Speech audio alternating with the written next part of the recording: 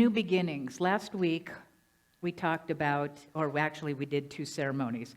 We did a burning bowl ceremony where we could release whatever that we didn't want to take. We released 2022. We released things we didn't want to bring in. And we also did a white stone ceremony where we do a meditational experience where Spirit brings us a new name, a word, a phrase that is ours by the Spirit in that meditation for 2023. So we're going to continue this month about new beginnings because we've got 12 months, but what we do in the first month actually will determine the rest of the other 11 months. So I'm going to spend more time than just one Sunday on the idea of new beginnings and what that means and looks like. I did mention last week that I had some sheets of paper that I prepared for you today. If you choose to take one with you, they're in the foyer. And those that are in the cyber sanctuary, if you're interested, send me a note to, who am I? revliz@unitysantafe.org. Send me a note saying you would like to have these. I can send you the attachments. This particular one I mentioned last week. It's the 2022 year in review. It's when you write down your wins, your challenges, and your learnings. The most powerful part of this is just to have that reflection, but to look at the learnings, because you don't know, did I learn anything in the area of my physicality, my health and body? I can write my wins. I maintained my weight. Yes. What were my challenges? Maintaining my weight, Learnings, I can do these things. So these are the things. There's actually 10 different areas that you get to reflect on. Your wins, your challenges, and your learnings. Again, the learnings are really the most powerful. And at the final page, you get to list what your greatest blessings in 2022 were, because we all had blessings. You had blessings. What were they? It's good to remember those. Your greatest learnings, to write those down again. What you're releasing and not taking into the new year, and what you're embracing and joyfully bringing into the new year. So that is your continued release of 2022 with some more in-depth reflection other than the burning bowl. So moving into the new beginnings, and there are new beginnings. And somewhere in the month, I'll be talking about transformation. When we did a workshop yesterday on the Vision to Be 2023, we made some vision boards. But we also had cards, like the animal medicine cards and some other cards that you feel into and you ask Spirit to reveal the card for the year. The card that we picked for this community was the butterfly. The butterfly symbolizes transformation. So at some point, perhaps the fourth Sunday of the month, I will be talking about transformation and change because there's 5 steps to that. And the first one is grief, just for, because you're letting something go. So just something to look forward to. Today I'm going to start with the phrase, in the beginning. Oh, that's good. How about in Genesis? Okay, they're like, right? What's the next word after in the beginning? God. Very good. Okay. In the beginning, God what? Created. Created what? Heavens and earth. Okay. Getting your Bible study in today. Right at the beginning of the year. Then you can check it off. In the beginning, God created heavens and earth. I'm going to work with that with you today. Unpack it a little bit. How about now, what I want you to notice that God did not say, in the beginning, God made New Year's resolutions. Didn't see that anywhere. How many of you have made New Year's resolutions in the past? Okay, in the past, they're all like, How many make them now? Well, there's a couple, but there's less hands. New Year's resolutions. How many of you have ever done the New Year's resolution, I'm going to exercise more? Okay.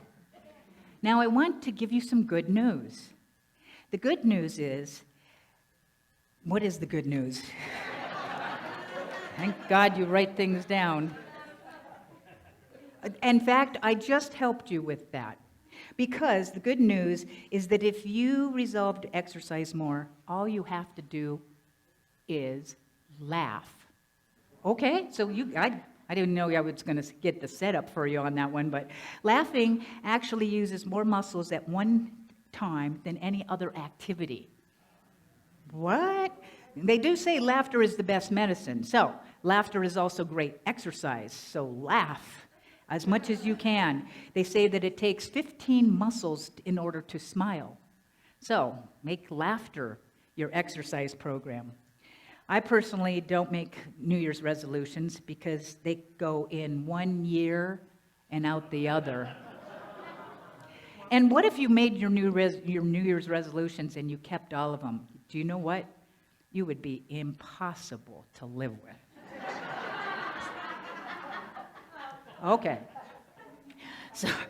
So what I believe in is New Year's revelations. And I'll be talking about this in the upcoming Sundays. Revelations.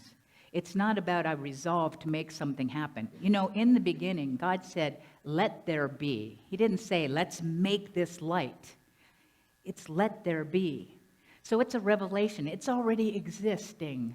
Our job is to tap in and tune into the divine mind and let it be. It's not meant to be work, like you have to work hard. You might have to till the garden, but what grows is what you plant in that garden. So, in the beginning, what's the next word? God. How many of you don't like the word God? And it's okay, I won't put it on your chart.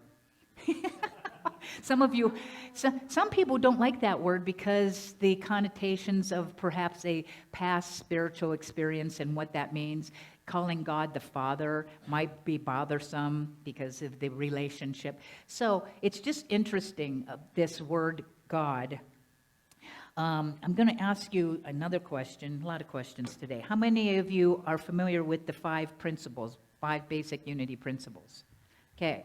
How many of you have this book? Great. How many of you have read it this last week? One person. Good job. Why I'm going to bring this up is because in the beginning, we want to go back to the foundational basics of life. You want to start your year off with an understanding of these principles. This is a very short book. It's 130 pages. And it is the 5 basic principles. Now, some of you might be new to unity, but a principle, by the way, is a law or a rule that never, ever changes. And it works all the time, everywhere, for everyone. These principles I'm going to share with you, the 5 principles is by Ellen Davenport. To give you a little snippet of what is said here, these spiritual principles work all the time. They're the laws of the universe that govern all people. You can learn how to use them to great advantage, or we can ignore them and continually get the answers that don't work for us. So to have an understanding at the get-go of this year is important. I suggest you get this book and start to read it. The introduction, chapters 1 and 2. Again, they're short. Spiritual principles always work, with or without your understanding of them. I don't have to understand. You're using principle all the time, but maybe not in a way that works the best for you. So to understand it is the key. What a relief it would be to understand what these principles are and how to work with them, how to create the best year ever. She says, the unity movement claims no corner or spiritual truth. These principles show up in every major religion.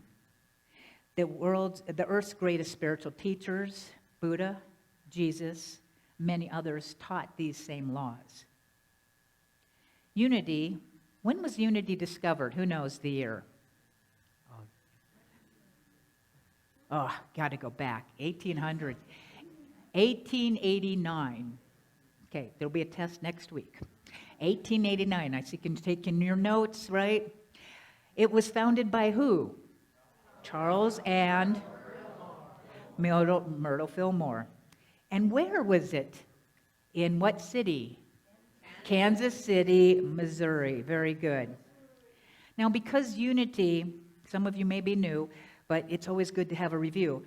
Because unity has a Christian base, this book reflects Christianity, the Bible, and Jesus as the model, as the example for spiritual living, because he was the greatest metaphysical teacher. He understood the laws of the universe and taught them and demonstrated them and said we could do the same.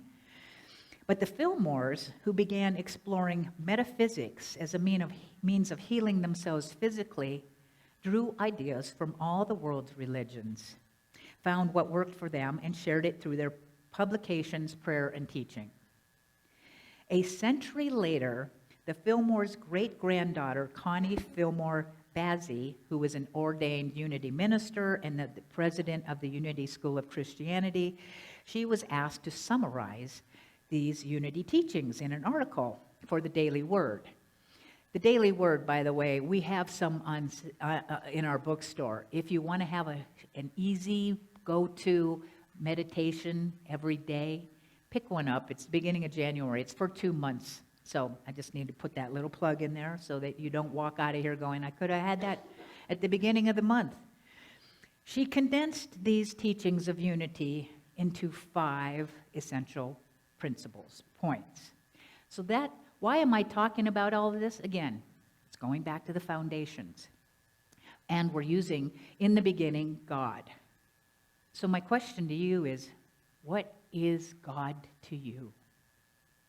What is the God of your understanding? Is your understanding of God the same as it was when you were 6?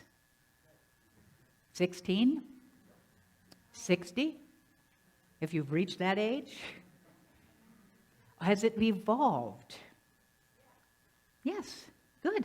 And it continues to evolve because our understanding of spiritual principles is just that, our understanding. And we are meant to evolve in our understanding. She says in the first chapter, if I had one wish for the world, it would be that every adult examine his or her view of God at least once per decade. I'd say once a year, because I don't think I want to wait 10 years to look at my concept of the divine. God may not change, but people do. We outgrow our understanding. That's why we have classes. That's why we have books to teach, to understand. I think my understanding of God is more like when I was 6, because if you had asked me when I was 5 or 6, what's God? I'd go, well, God is everything. And you know what? That's what the principle number 1 is. God is everything, and it's everywhere. But I have evolved in my understanding. You might have had a different understanding of God in the years prior. So what is God to you? It's important to know, and I'm going to ask you to do some things this week. You can choose to do them or not. You can pick up the sheets of paper that I have out there. But what is God to you? And take a piece of paper and write God is. And then see what comes out of you. What is God? Is God a person? Is it a principle? Is it love? Is it everything? God, we think and we believe, is everything. She states in her book that, let's get to the right page. Yeah, it's in here. Principle 1 affirms that God, the divine spirit, is all there is. God is the stars, the rocks, the animal, the people. It's the love, our creativity, the wisdom. All that we are and all we have is God. The chair is an expression of God. You might not think so, but that's the way that we in unity perceive. Everything is energy, slowed down into physical form, or it's speeded up in the invisible realms. And everything that is visible, think about this, started in the invisible realm. Started in the invisible realm. And that takes me to, God created what? Heavens and earth. Going to Charles Fillmore, we think heavens and earth. We think, okay, earth is this planet we live on, and the heavens is the sky and the stars and the sun and the planets, right? That's our first understanding. However, went to Charles Fillmore this morning and said, well, what does he say heaven and earth are? Maybe this is evolving your thoughts about heaven and earth. Heaven and earth are two states of mind. Because we talk about the metaphysical. Two states of mind. The ideal, which comes from an idea, and the manifestation.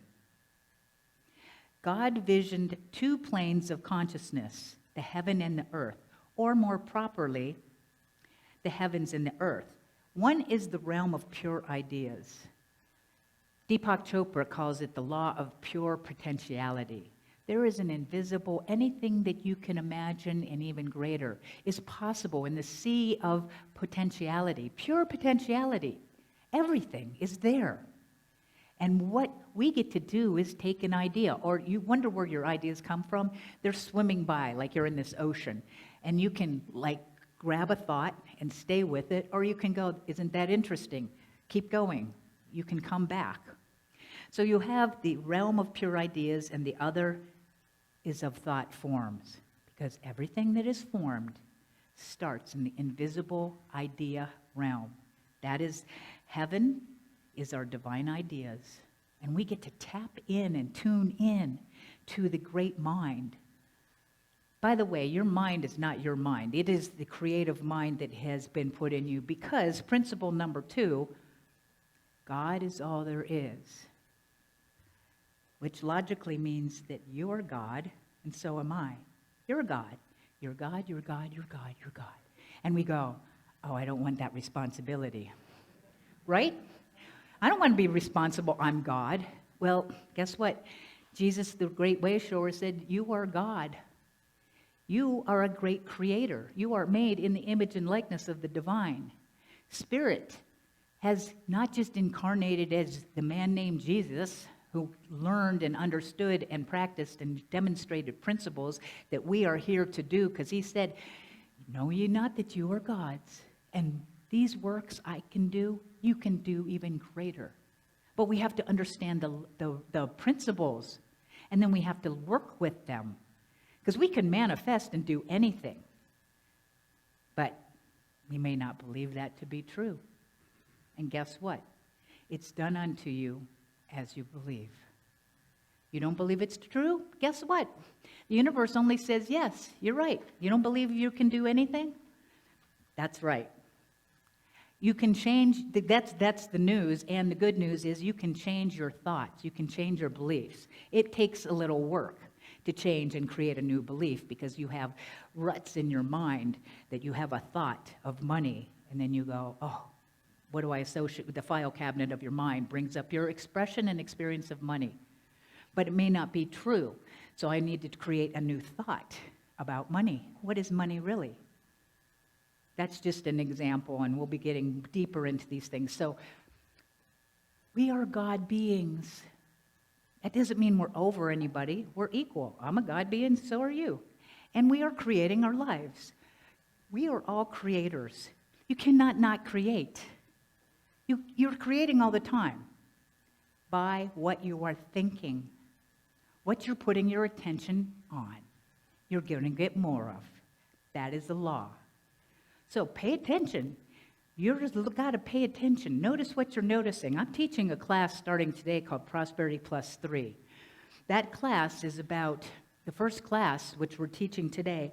And I think we have 20 people taking the class. If you are interested in taking the class, you can come today.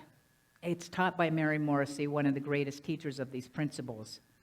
I can order your kit. I can give you the homework on a Xerox machine. So if you're still interested, we're going to allow you to be in that, because I don't want to tell anybody you can't learn because you didn't sign up quick enough. That's just ridiculous. So, and it's $75 to get the entire kit, and we'd put it on order. Back to these principles. We need to work the principles because it's about creativity. We are creating, and I want to create the best year ever. Do you? Yes. Do you? Yes. Okay. You know, by the way, everything is energy. It's the greatest word, going to be the greatest year ever. Okay, the universe goes, yes, it's going to match the frequency of my vibration, the vibration of what I'm energetic. It's going to be the best year ever. And the universe just says, yes, it's going to match my energy level. You get to determine your energy level, not me. Nobody else. You're responsible. You're fully and totally responsible. And that doesn't mean that stuff doesn't happen. Because stuff will happen, people will pass, things will happen, but it's how you react, how you respond, how you choose to be with it is up to you and to me. And we can create a new reality. So, in the beginning, God created heavens and earth. In the beginning, you created heaven and earth. In the beginning, I created heaven and earth. In the beginning, we are creating this year. What are you planting? What are the seeds you are choosing to plant in the soil of creativity? Your second tool that is in form, the vision to be in 2023. Starts off with what I choose. You get to choose what you're planting, and what I accept. Those are the two key words. I'm choosing this and I'm accepting this as the vision to be in 2023. And then I put these qualifier words with love, joy, peace, harmony, ease, grace, and freedom. Because it's energy. Those are energy words. So those 10 areas that you reflected on in 2022, what would you love? And I'm going to emphasize the word love. Spirit doesn't care what you want. Doesn't. It wants to know what, because God is not on the want channel.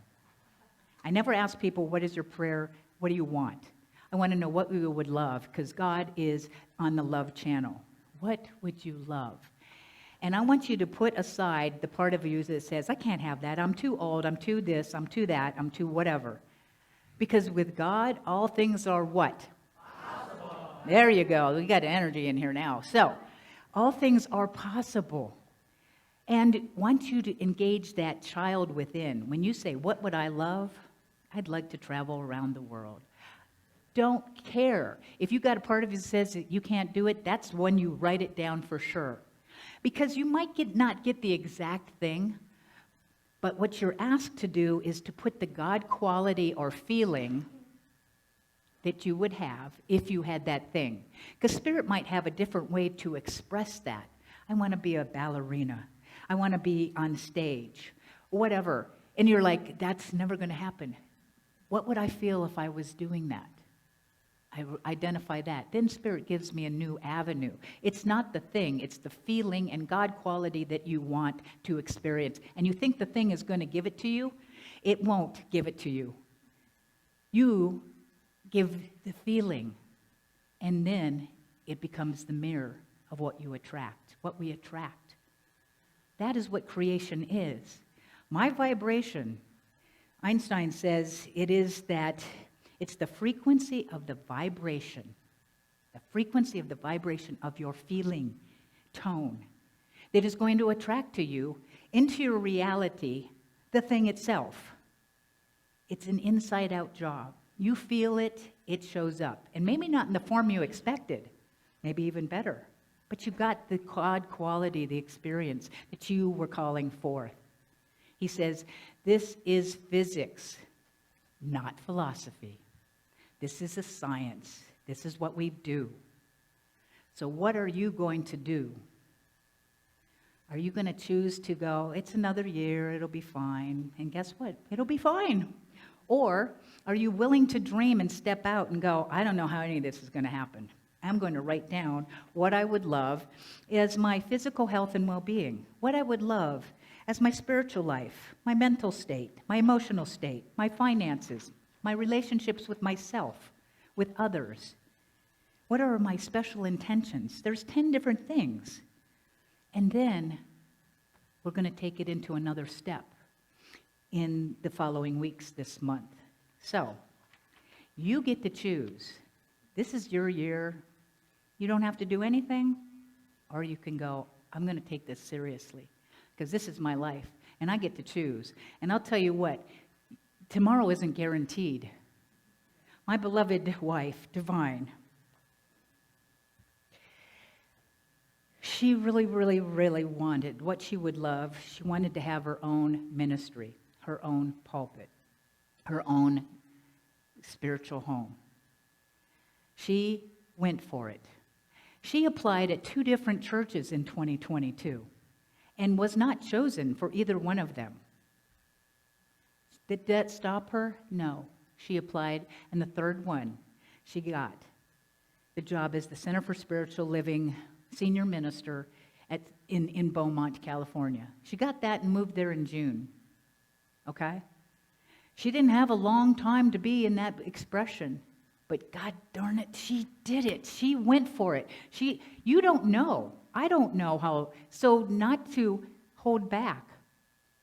You only have today. That's all we have. What are you going to do with today? What seeds do you want to plant? It's up to you. It's up to me. Right now, my goal is to ride the waves of grief and to cry when I feel like it, wherever I am, and not care. Because that serves me to feel my sadness, to miss her like crazy, and wish she was still here. What are you going to do in the new year? It's up to you. And so it is.